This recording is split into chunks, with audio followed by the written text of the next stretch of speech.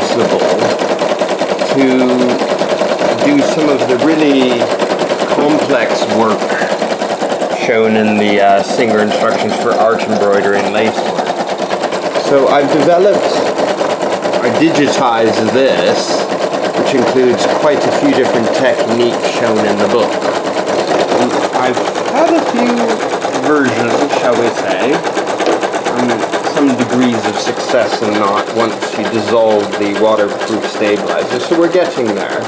But I had quite a few challenges with tension and getting accurate stitching. So I've today made adjustments on the tension to increase the tension from the standard to a higher level of 4, put on the straight stitch plate, and now I'm going to see if this gives a better version after the water-soluble stabilizer has been dissolved. So I will keep you posted on the next steps. I'm going to wash this out and dried it out and see how it lands. I have been working quite a long time to get these designs, which are based on the vintage Singer one, to work. And I mean, I have done a lot of tests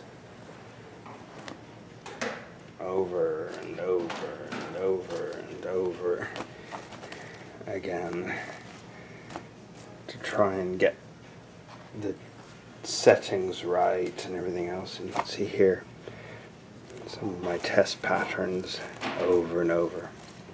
If you get an idea, each one of these takes about 17 hours to stitch out. I can't really do it on full tilt. But I think I've arrived at a satisfactory result. I mean, some issues still with getting the tension perfect so it's not too dense, the stitching density.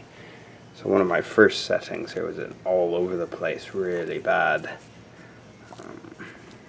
But I've kind of got to where I want to be in the end.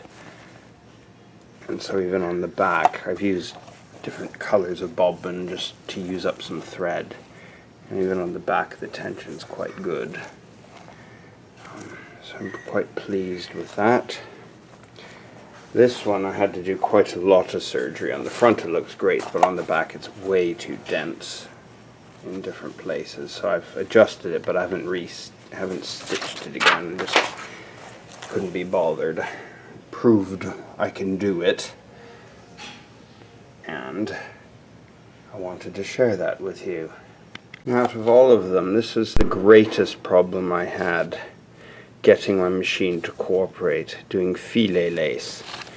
So I sort of arrived at a conclusion that I'll just do it in one direction, because what happened was it's fine this direction, but as soon as I start stitching this direction, I got all these thread pulls.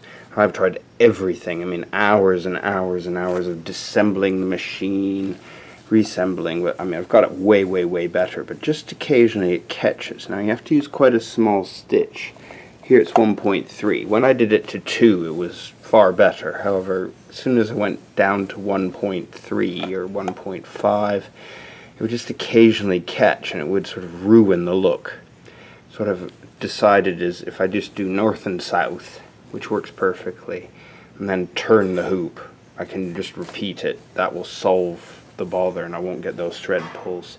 So sometimes you just have to admit defeat in order to get this solution. The other is just do it all by machine, because you're just talking simple stitching. Now here, I'll just go over here. This stitching was done using water-soluble stabilizer on this good old machine. And my first tests on my embroidery machine were not a resounding success. Spot the difference. So just even in the quality of the tension and everything, they're just gross. absolutely gross, which bugged me.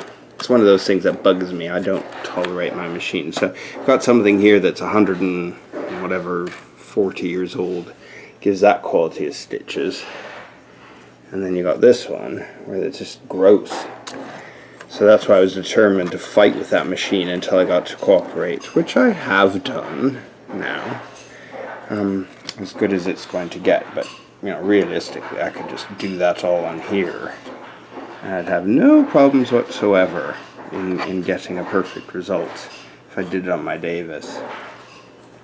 Quite an interesting concept. Now that could just be a characteristic of this machine, that it just struggles with that type of complex stitching, or just its age or something, but you know, I've now got to the point where I've got this with the odd pull. It should give a result very similar to the Davis.